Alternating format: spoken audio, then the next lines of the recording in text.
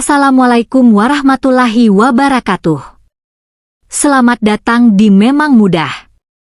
Setiap orang punya cerita, tapi tidak semua orang menyadari bahwa di balik setiap kesulitan, selalu ada benih keberhasilan yang sedang tumbuh. Hari ini, saya akan membagikan sebuah kisah tentang perjuangan Eko dan Hima, yang semoga bisa menjadi pengingat bagi kita semua bahwa harapan itu selalu ada. Udara musim gugur di Tokyo mulai menusuk tulang, namun di lantai 42 gedung Matsunaka Corp, suasana justru terasa panas oleh tekanan kerja. Eko, seorang pria berperawakan tegap dengan senyum khas Jawa yang irit namun tulus, sedang merapikan jadwal harian di tabletnya. Sudah 2 tahun ia mengabdi sebagai asisten pribadi Himawari Matsunaka, CEO muda yang dikenal dingin, perfeksionis, dan tak tersentuh. Bagi Eko, bekerja di Jepang bukan sekadar mencari yen. Ia membawa martabat keluarga dari sebuah desa kecil di pinggiran Kediri. Prinsipnya sederhana, lakonanakan hi ikhlas, jalani dengan ikhlas. Kedisiplinannya bukan karena takut pada atasan, melainkan refleksi dari didikan ibunya yang seorang guru mengaji. Ia adalah asisten yang unik, ia tahu kapan harus bicara, kapan harus diam, dan kapan harus menundukkan pandangan saat sang CEO sedang berganti pakaian di ruang kerja pribadinya yang luas. Eko-san, apakah jadwal makan siang dengan investor dari Osaka sudah dipastikan? Suara Hima memecah keheningan. Suaranya datar, namun ada nada kelelahan yang terselubung. Sudah, Hima sama. Jam 13 di restoran Kanda. Saya juga sudah memastikan menu yang mereka minta adalah menu musiman terbaik, jawab Eko dengan bahasa Jepang yang fasih namun tetap mempertahankan logat sopannya. Hima mendongak dari tumpukan dokumennya. Matanya yang tajam menatap Eko cukup lama. Di mata Hima, Eko adalah anomali. Di dunia bisnis yang penuh dengan penjilat dan pengkhianat, Eko berdiri seperti batu karang. Pria ini tidak pernah meminta bonus tambahan, tidak pernah mengeluh saat lembur, dan yang paling membuat Hima heran, Eko tidak pernah mencoba merayunya meskipun Hima seringkali memberikan celah secara tidak sengaja. Pengalaman masa lalu Hima sangat pahit. Ia pernah dikhianati oleh mantan tunangannya yang ternyata hanya mengincar saham perusahaan keluarganya. Sejak saat itu, Hima membangun tembok tinggi di sekeliling hatinya. Baginya, laki-laki hanyalah makhluk yang digerakkan oleh angka dan nafsu. Namun, melihat Eko yang selalu menjaga jarak aman dan tetap profesional, tembok itu perlahan retak. Suatu sore, hujan turun deras membasahi Tokyo. Hima meminta Eko menemaninya lembur hingga larut malam. Ruangan itu hanya diterangi lampu meja dan cahaya lampu kota dari balik jendela kaca raksasa. Hima tampak frustrasi. Sebuah proyek besar sedang mengalami kendala teknis. Eko, apakah kau tidak pernah merasa lelah menjadi orang baik? Tanya Hima tiba-tiba, meletakkan pulpennya. Eko yang sedang merapikan arsip di sudut ruangan, berhenti sejenak. Lelah itu manusiawi, Hima sama. Tapi menjadi baik adalah pilihan hidup. Ibu saya selalu bilang, kehormatan laki-laki bukan pada apa yang dia miliki, tapi pada apa yang dia jaga. Hima terdiam. Kalimat itu terasa asing namun menenangkan di telinganya. Ia melihat Eko bukan lagi sebagai bawahan, melainkan sebagai sosok yang memiliki kedalaman jiwa yang tidak dimiliki oleh kolega bisnisnya yang berjas mahal. Namun, di balik ketenangan itu, kontrak kerja Eko tersisa 3 bulan lagi. Eko sudah merencanakan kepulangannya ke Kediri. Ia merindukan aroma tanah basah setelah hujan di sawah, dan suara azan yang bersahut-sahutan. Ia tidak tahu bahwa di balik meja kerja yang dingin itu, seorang wanita paling berkuasa di perusahaan tersebut sedang dilanda ketakutan yang luar biasa. Ketakutan akan kehilangan satu-satunya orang jujur yang pernah ia temui. Hima menatap punggung Eko yang sedang bersiap pamit. Ada dorongan aneh di dalam hatinya untuk menahan pria itu, bukan sebagai asisten, tapi sebagai sesuatu yang lebih. Namun, ego dan status sosialnya masih menjadi penghalang yang kokoh. Ia hanya bisa menghela napas panjang, sementara jam dinding terus berdetak menuju akhir masa kontrak yang akan mengubah hidup mereka selamanya.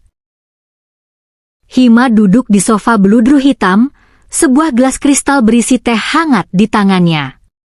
Ia mengenakan kimono rumah tipis yang jauh lebih santai dari pakaian kerjanya yang kaku. Rambutnya yang biasa disanggul rapi kini terurai bebas.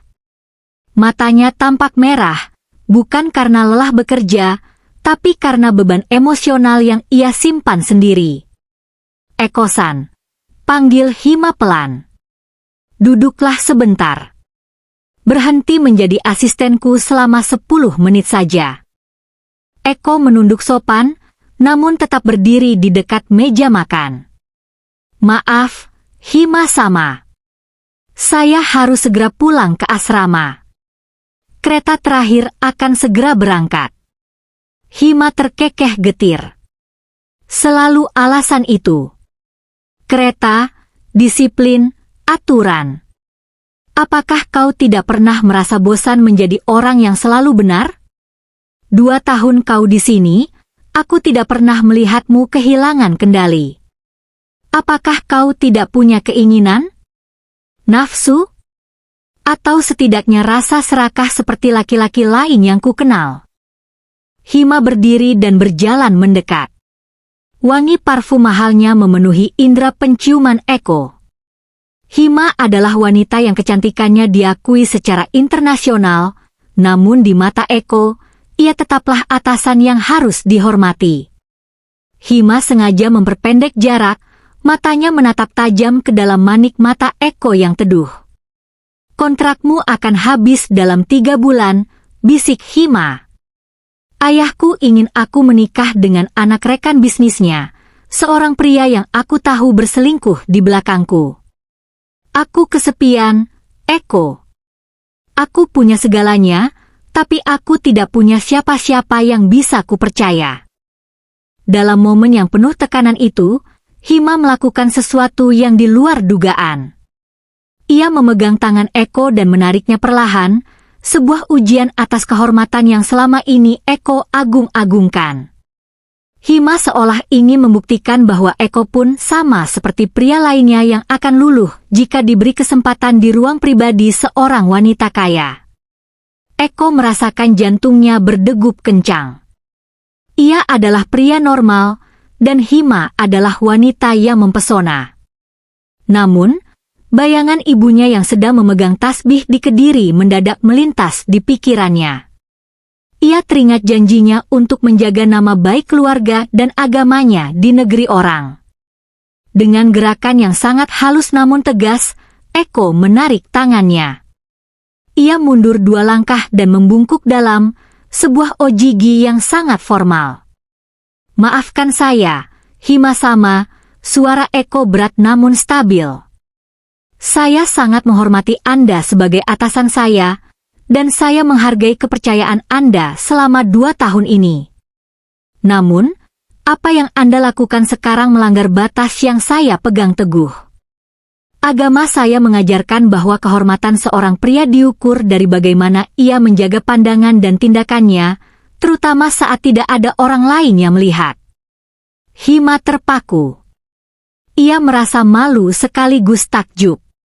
Selama ini, ia mengira semua orang punya harga, dan ia bisa membeli atau menggoda siapa saja. Penolakan Eko justru menjadi tamparan keras yang menyadarkannya bahwa harga diri Eko tidak bisa dibeli dengan kekayaan maupun pesona fisiknya. Saya datang ke Jepang untuk bekerja, bukan untuk merusak kepercayaan keluarga saya di kampung, lanjut Eko.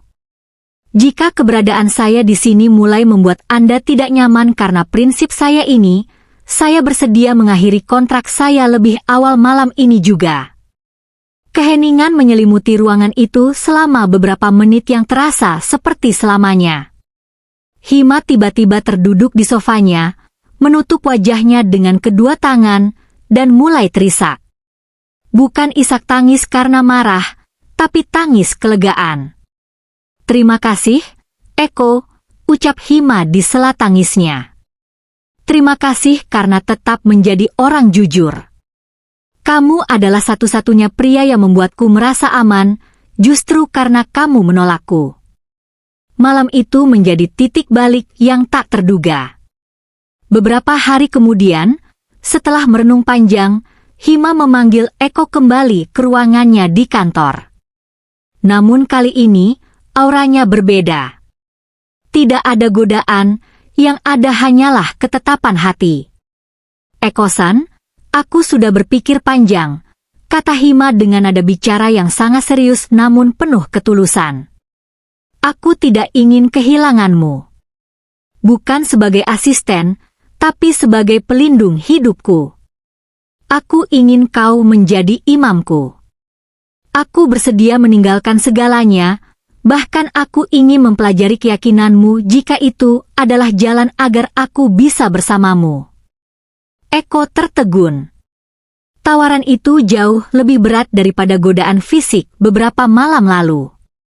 Menjadi imam bagi seorang CEO Jepang bukan hanya soal perasaan, tapi soal tanggung jawab besar membawa seseorang menuju jalan yang baru. "Hima-sama, apakah Anda sadar apa yang Anda ucapkan? Keluarga Anda, perusahaan Anda." "Aku sadar sepenuhnya," potong Hima. "Harta bisa dicari, tapi pria yang punya prinsip seperti kamu hanya datang sekali seumur hidup."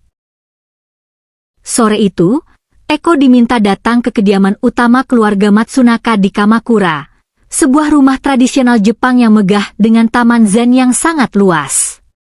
Di ruang tamu yang beralaskan tatami, telah duduk ayah Hima, Takeshi Matsunaka, seorang pria tua dengan tatapan mata sedingin es.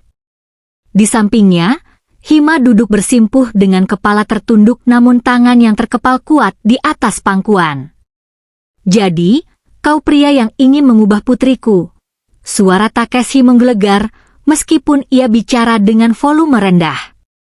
Seorang asisten dari desa terpencil di Jawa, berani memimpikan putri dari dinasti Matsunaka. Eko bersimpuh dengan sikap Seiza yang sempurna.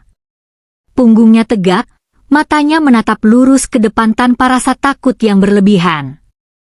"Saya tidak pernah memimpikan ini, Matsunaka-sama. Hima-sama yang memilih saya, dan saya hanya mencoba menjalankan tanggung jawab saya sebagai laki-laki jika dipercaya menjadi pelindungnya." Takeshi tertawa sinis. Ia melemparkan sebuah amplop coklat tebal ke hadapan Eko. "Berapa? Katakan saja angkanya." 10 juta yen? 100 juta? Ambil ini dan pergilah dari Jepang. Aku tahu tipe orang sepertimu. Kau melihat Hima sebagai tiket lotre untuk mengangkat derajat keluargamu di kampung, bukan? Hima hendak memprotes, namun Eko mengangkat tangannya sedikit, memberi isyarat agar Hima tetap diam. Eko melihat amplop itu, lalu menatap Takeshi kembali. "Hormat saya, Tuan. Jika saya mengincar harta, saya sudah menerimanya sejak lama ketika Hima-sama memberikan akses penuh ke rekening pribadinya untuk urusan kantor. Tapi uang ini tidak bisa membeli rasa hormat ibu saya di Kediri. Saya tidak bisa pulang membawa uang haram hasil menjual harga diri." Takeshi menyipitkan mata. Ia merasa tertantang. Bicara memang mudah. Tapi dunia ini digerakkan oleh kompetensi, bukan hanya kata-kata bijak. Saat ini, perusahaan sedang dalam krisis karena proyek pengembangan teknologi ramah lingkungan di Shizuoka sedang disabotase oleh kompetitor. Jika kau memang hebat seperti yang Hima katakan, buktikan. Bantu dia menyelesaikan masalah ini tanpa menggunakan 1 yen pun dari kantong pribadinya. Jika kau gagal, kau harus pergi dari hidupnya selamanya. Eko terdiam sejenak. Ini adalah jebakan. Proyek Shizuoka adalah proyek yang sangat teknis dan penuh intrik politik. Namun, Eko teringat pengalamannya selama 2 tahun membantu Hima di balik layar. Ia tahu kelemahan sistem mereka bukan pada teknologi, melainkan pada komunikasi dengan warga lokal dan rantai pasokan yang korup. Saya terima tantangan Anda, Matsunaka-sama, jawab Eko mantap. Selama 2 minggu berikutnya, Eko hampir tidak tidur. Ia tidak menggunakan kekuatan finansial Matsunaka Corp. Sebaliknya, ia menggunakan pendekatan personal. Ia mendatangi para pemimpin lokal di Shizuoka, duduk bersama mereka, mendengarkan keluhan mereka tentang dampak lingkungan, dan menggunakan prinsip musyawarah yang ia pelajari di desanya. Eko menemukan bahwa ada oknum internal perusahaan yang sengaja memprovokasi warga agar proyek itu terhenti demi mendapatkan uang sogokan dari kompetitor. Dengan ketelitian seorang asisten yang terbiasa memegang data, Eko berhasil mengumpulkan bukti-bukti transaksi gelap tersebut. Puncaknya, dalam sebuah rapat dewan direksi yang juga dihadiri oleh Takeshi, Eko mempresentasikan temuannya. Ia tidak hanya membersihkan nama perusahaan, tapi juga berhasil menegosiasikan kontrak baru dengan warga lokal yang jauh lebih efisien dan berkelanjutan. Hima menatap Eko dengan mata berkaca-kaca. Ia belum pernah melihat pria yang begitu tenang di bawah tekanan sehebat itu. Di akhir rapat, Takeshi Matsunaka berdiri. Ia berjalan mendekati Eko, menatapnya lama, lalu menghela napas panjang. Aku masih tidak menyukai kenyataan bahwa putriku memilih pria asing, bisik Takeshi agar tidak terdengar direksi lain. Tapi aku lebih tidak suka jika putriku dipimpin oleh pria lemah. Kau punya baja di dalam tulangmu, anak muda. Restu itu akhirnya keluar, meski tipis. Takeshi mengizinkan mereka menikah dengan syarat Hima harus tetap memegang kendali perusahaan untuk masa transisi. Namun, Hima membuat keputusan yang mengejutkan ayahnya. Ayah, aku akan menikah dengannya secara sederhana. Dan setelah urusan kontrakku selesai, aku akan ikut Eko pulang ke Kediri. Aku ingin memulai hidup baru di tempat di mana orang dihargai karena jiwanya, bukan karena saldo banknya. Eko tersenyum tipis. Ia tahu, ujian sebenarnya bukan di ruang rapat Tokyo yang dingin, melainkan di jalanan berdebu di kampung halamannya, di mana cibiran tetangga seringkali lebih tajam daripada pedang samurai. Pesawat yang membawa Eko dan Hima mendarat di Bandara Doho, Kediri. Bagi Eko, aroma udara ini adalah kepulangan yang ia rindukan selama 2 tahun. Namun bagi Hima, ini adalah dunia yang sepenuhnya asing. Ia mengenakan gamis sederhana berwarna pastel dan kerudung yang disampirkan anggun di bahunya, sebuah identitas baru yang ia pelajari dengan tekun sejak ia mengucapkan kalimat syahadat di Tokyo sebulan yang lalu. Kau siap, Hima? Tanya Eko pelan saat mereka menuruni tangga pesawat. Hima menarik napas dalam, menggenggam erat tangan suaminya. Selama aku bersamamu, aku siap, Mas, jawabnya dengan bahasa Indonesia yang masih kaku namun penuh kesungguhan. Sebutan, Mas, itu terdengar seperti musik di telinga Eko. Namun, romansa itu segera berbenturan dengan realitas sosial.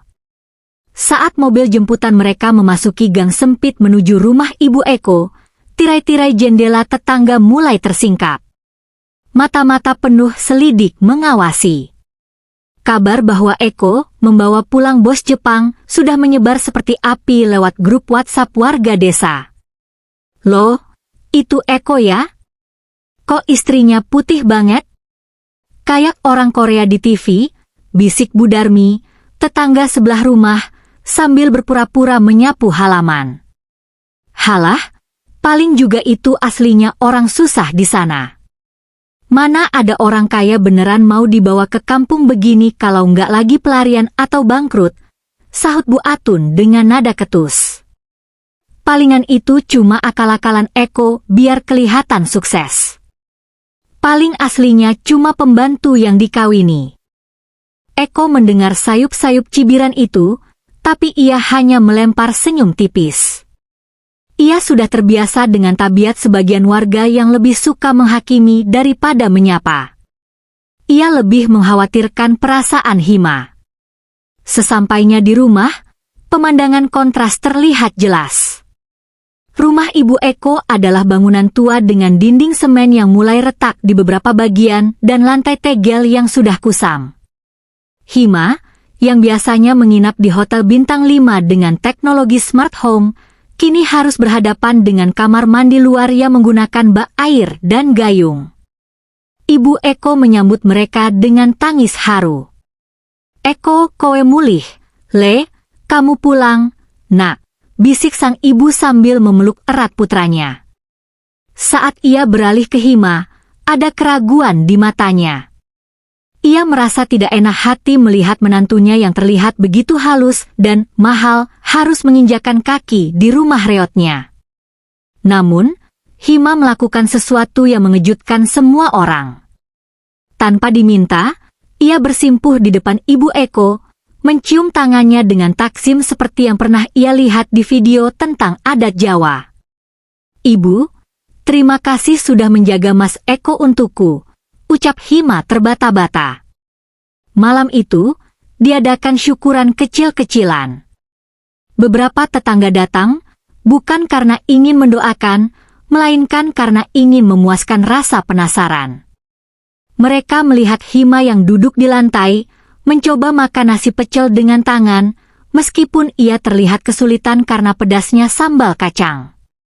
"Mbak Hima, di Jepang sana kerjanya apa? Kok mau sama Eko yang cuma asisten?" tanya Pak RT dengan nada menyelidik di sela-sela makan. Hima tersenyum tenang. "Saya bekerja di bidang manajemen, Pak. Dan saya memilih Eko bukan karena pekerjaannya, tapi karena kejujurannya. Di Jepang, banyak orang pintar, tapi sedikit yang punya hati seperti dia." Jawaban itu membuat suasana hening sejenak. Namun, rasa iri tidak mudah hilang. Seorang pemuda setempat, anak orang kaya desa yang dulu pernah meremehkan Eko, menyeletuk, "Alah, ngomong jujur itu kalau nggak punya duit. Kalau sudah di sini, paling ya ujung-ujungnya minta sumbangan ke tetangga buat modal." Eko hampir saja berdiri untuk membalas, namun Hima memegang lengannya. Ia menatap Eko dengan pandangan yang seolah berkata, "Biarkan mereka bicara. Kita akan membuktikan dengan tindakan." Keesokan harinya, Hima meminta Eko mengantarnya berkeliling desa. Ia tidak melihat kemiskinan dengan rasa jijik, melainkan dengan mata seorang pengusaha yang melihat potensi. Ia mencatat banyak hal, tanah kosong di belakang rumah Ibu Eko, pasar tradisional yang ramai namun kurang tertata, dan banyaknya ibu-ibu rumah tangga yang tidak memiliki penghasilan. "Mas," kata Hima saat mereka berdiri di pinggir sawah sore itu, "aku punya sisa tabungan pribadiku yang cukup besar. Aku tidak ingin kita hanya diam di sini dan membiarkan mereka terus menghina keluargamu. Aku ingin membangun sesuatu yang nyata untuk ibu, tapi juga untuk orang-orang di sini yang mau bekerja keras." Eko menatap istrinya dengan bangga. "Apa rencanamu, sayang?" "Kita bangun rumah yang layak untuk ibu dulu. Setelah itu, aku ingin membuka warung makan besar dengan konsep Jepang Jawa. Dan aku ingin para tetangga yang dulu menghinamu, nantinya akan datang ke kita bukan untuk mencibir, tapi untuk meminta pekerjaan." Di sana, di depan rumah tua Ibu Eko yang mulai reot, Hima berdiri mengenakan celana kain longgar dan kemeja putih, memegang selembar cetak biru bangunan di tangannya. "Ealah, itu mau ngapain si Eko? Mau bangun candi?" celetuk Bu Darmi sambil memicingkan mata. Eko yang sedang membantu para kuli menurunkan semen, hanya menyapa dengan ramah. "Mau benerin rumah ibu, Bu. Biar nggak bocor lagi kalau hujan. Namun, yang terjadi bukan sekadar menambal atap. Dalam waktu singkat, rumah lama itu dirobohkan dan diganti dengan bangunan bergaya minimalis modern yang menyisipkan unsur washitsu, ruang tradisional Jepang, di bagian tengahnya. Kayu-kayu jati kualitas terbaik didatangkan dari Bojonegoro, dipadukan dengan jendela-jendela besar yang memberikan pencahayaan alami, sebuah konsep yang belum pernah dilihat warga desa sebelumnya. Bukan hanya rumah, Hima juga mulai menyewa lahan kosong di samping rumah tersebut. Ia tidak membangun pabrik besar yang bising, melainkan sebuah kedai makan yang unik. Kedai Hima Eko, begitu tulisannya di papan kayu jati yang diukir indah. Mas, aku tidak ingin hanya memberi uang kepada tetanggamu, bisik Hima pada Eko suatu sore saat mereka meninjau progres pembangunan. Uang akan habis dan hanya akan memupuk rasa iri. Aku ingin memberi mereka martabat. Hima kemudian meminta Eko mengumpulkan beberapa pemuda pengangguran dan ibu-ibu yang dulunya paling kencang mencibir mereka. Di teras rumah barunya yang sudah setengah jadi, Hima mengadakan rapat kecil. Saya butuh tenaga untuk kedai ini, ucap Hima dengan bahasa Indonesia yang kian lancar. Ibu Darmi, saya dengar sambal korek buatan ibu adalah yang terbaik di desa ini. Saya ingin ibu menjadi kepala dapur untuk menu tradisional. Dan untuk para pemuda, Mas Eko akan melatih kalian standar pelayanan Jepang, omotenashi. Ramah, bersih, dan disiplin. Bu Darmi tertegun.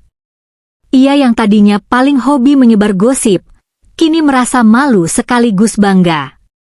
Tawaran gaji yang diberikan Hima jauh di atas standar buruh tani, ditambah jaminan kesehatan yang belum pernah mereka dapatkan sebelumnya. Tapi Mbak Hima, kenapa saya? Saya kan sering ngomongin Mbak yang enggak-enggak. Aku Bu Darmi dengan wajah memerah karena malu. Hima tersenyum tulus, senyum yang sama yang dulu meluluhkan hati Eko di Tokyo. Di Jepang, kami diajarkan bahwa masa lalu adalah debu. Yang penting adalah apa yang kita bangun hari ini. Saya butuh orang yang jujur dan mau belajar, bukan orang yang sempurna. Perlahan, suasana desa mulai berubah. Cibiran yang tadinya tajam mulai tumpul oleh kebaikan hati Hima yang nyata. Hima tidak memamerkan kekayaannya dengan perhiasan mencolok, melainkan dengan memperbaiki selokan desa yang mampet dan menyumbangkan buku-buku baru untuk perpustakaan masjid di dekat rumah. Puncaknya adalah saat pembukaan kedai. Kedai itu menyajikan perpaduan unik, ramen dengan cita rasa rempah Kediri dan nasi pecel yang disajikan seanggun hidangan kaiseki.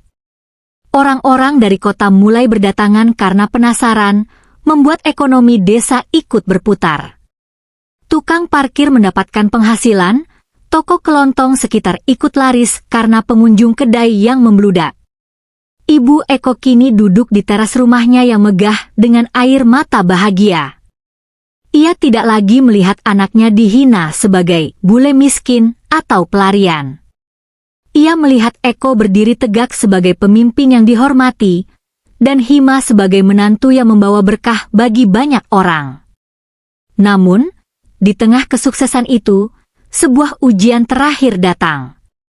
Anak orang kaya desa yang dulu meremehkan Eko, merasa tersisih karena bisnis keluarganya mulai kalah bersaing dengan kedai Hima. Ia mencoba menyebar fitnah bahwa modal pembangunan rumah itu adalah hasil pencucian uang haram dari Jepang. Eko mendengar kabar itu saat sedang membantu Hima merapikan pembukuan kedai. Mas, apakah kita harus melaporkannya ke polisi? Tanya Hima, sedikit khawatir. Eko menggeleng tenang. Tidak perlu, sayang. Di Jawa, ada istilah Suradira Jayaningrat, lebur dening pangastuti. Segala sifat keras hati, picik, dan angkara murka hanya bisa dikalahkan dengan kelembutan dan kesabaran. Biarkan karya kita yang bicara. Eko berdiri di depan kedai, memperhatikan istrinya yang sedang sibuk mengajari salah satu pelayan cara menyajikan ocha dengan benar. Hima tampak sangat anggun. Ia mengenakan kebaya modern dengan motif batik lokal, namun gerakannya tetap membawa keanggunan seorang wanita Jepang. Ia bukan lagi CEO yang dingin di Menara Kaca Tokyo, melainkan seorang Mbah Hima yang dicintai warga desa. Tiba-tiba, sebuah mobil hitam mewah berhenti di depan kedai. Sosok yang keluar dari mobil itu membuat Eko tertegun. Itu adalah Takeshi Matsunaka. Ayah Hima datang tanpa pemberitahuan, mengenakan setelan jas yang tampak sangat kontras dengan lingkungan pedesaan. Hima membeku sesaat, lalu berlari memeluk ayahnya. Oto-usan? Kenapa tidak memberi kabar? Takeshi tidak menjawab. Ia melepaskan pelukan putrinya dan berjalan perlahan memasuki kedai. Ia melihat bagaimana orang-orang desa makan dengan lahap, melihat Bu Darmi yang tertawa di dapur, dan melihat foto pernikahan sederhana Eko dan Hima yang dipajang di dinding kayu. Ia kemudian berjalan ke rumah baru di samping kedai, tempat Ibu Eko sedang duduk di teras. Eko mendekat, lalu membungkuk hormat. Selamat datang di rumah kami, Matsunaka-sama. Takeshi menatap Eko dengan tatapan yang sulit diartikan. Ia melihat rumah yang dibangun dengan selera tinggi, namun tetap rendah hati. Ia melihat bagaimana Eko memperlakukan ibunya dan istrinya dengan penuh kemuliaan. Aku datang untuk menjemput putriku kembali ke Tokyo, ucap Takeshi ketus di depan semua orang. Suasana kedai mendadak hening. Hima hendak bicara, namun Takeshi mengangkat tangannya. Tapi, setelah melihat ini semua, aku sadar bahwa aku tidak punya alasan untuk membawanya pulang. Di Tokyo, dia memiliki kekuasaan. Di sini, dia memiliki kehidupan. Dan itu jauh lebih berharga. Takeshi berjalan mendekati Eko, lalu melakukan sesuatu yang tidak pernah dibayangkan oleh siapapun. Ia membungkuk sedikit lebih rendah dari biasanya kepada menantunya itu. Eko-kun, aku minta maaf karena pernah merendahkanmu. Aku pikir kau hanya asisten yang beruntung. Ternyata, akulah yang beruntung karena putriku menemukan pria yang memiliki harga diri setinggi gunung. Kau tidak hanya menjaga putriku, kau menjaga martabat keluargamu dengan cara yang paling terhormat. Air mata Hima tumpah. Semua beban dan cibiran yang mereka terima selama berbulan-bulan seolah luruh seketika. Para tetangga yang menyaksikan momen itu ikut terharu. Bu Atun dan warga lainnya yang dulu menghina kini tertunduk malu, menyadari bahwa pria yang mereka anggap pembantu, itu ternyata adalah sosok yang sangat dihormati oleh orang sehebat Takeshi. Malam harinya, sebuah perayaan kecil diadakan di halaman rumah. Bukan pesta mewah, hanya makan bersama beralaskan tikar di bawah langit Kediri yang bertabur bintang. Takeshi, untuk pertama kalinya dalam hidupnya, mencoba duduk lesehan dan menikmati nasi pecel dengan tangan. Mas, bisik Hima sambil menyandarkan kepalanya di bahu Eko. Terima kasih sudah membawaku pulang ke sini. Aku baru mengerti sekarang, kenapa kamu dulu begitu teguh memegang prinsipmu. Kamu tidak ingin pulang membawa kekayaan, tapi kamu ingin pulang membawa kehormatan. Eko tersenyum, mengelus tangan istrinya. Harta bisa dicari, Hima. Tapi kalau harga diri sudah hilang, kita tidak akan pernah punya tempat untuk benar-benar pulang. Kisah Eko dan Hima menjadi legenda baru di desa itu. Bukan tentang kekayaan mendadak, tapi tentang bagaimana ketulusan bisa meruntuhkan tembok prasangka. Eko membuktikan bahwa seorang lelaki dari desa kecil bisa menaklukkan hati seorang ratu bisnis dari negara maju, bukan dengan tipu daya atau harta, melainkan dengan menjaga pandangan, memegang janji, dan tetap menjadi hamba yang berbakti. Cerita berakhir di bawah sinar rembulan. Di sana, Di sebuah desa kecil di Kediri, seorang mantan asisten dan seorang mantan CEO menemukan surga mereka sendiri. Sebuah surga yang dibangun di atas fondasi kejujuran dan restu orang tua. Kehormatan seorang pria tidak terletak pada apa yang ia ambil dari dunia, melainkan pada apa yang ia pertahankan meskipun dunia menawarkan segalanya untuk dilepaskan.